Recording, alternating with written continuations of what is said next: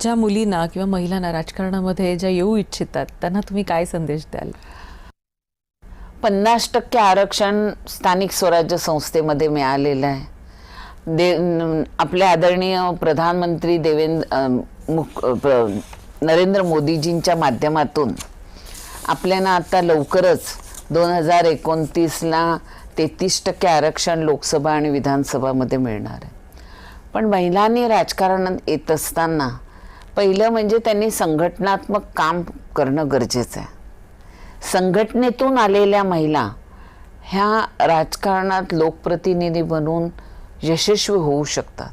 कारण की त्यांचा जो पाया आहे, हा पाया जोपर्यंत मजबूत होत नाही तोपर्यंत तुम्ही योग्य असं लोकप्रतिनिधी म्हणून काम करू शकत नाही. राजकारणात येणाऱ्या महिलांनी जोडाव्यात, चांगल्या क्षेत्रातल्या महिलांनी जोडाव्या, पण त्याचबरोबर त्यांनी आजीनं मोठं होता कामा नये.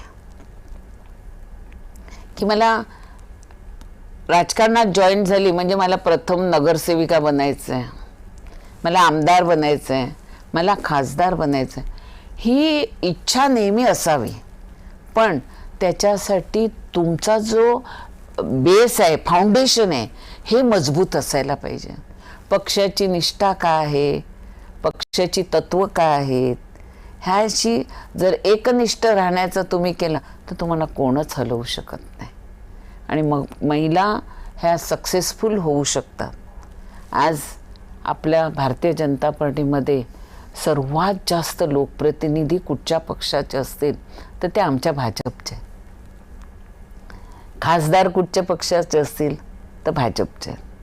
आमदार कुठच्या पक्षाचे असतील तर भाजपचे. नगराध्यक्ष कोणाचे सर्वात जास्त? भाजपचे. महापौर कोणाच्या महिला जास्त? तर भाजपचे.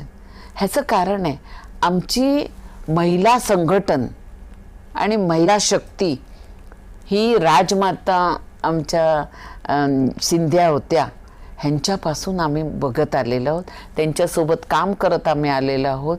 त्यामुळे महिला शक्ती, नारी शक्ती हा पक्षाचा बॅकबोन आहे.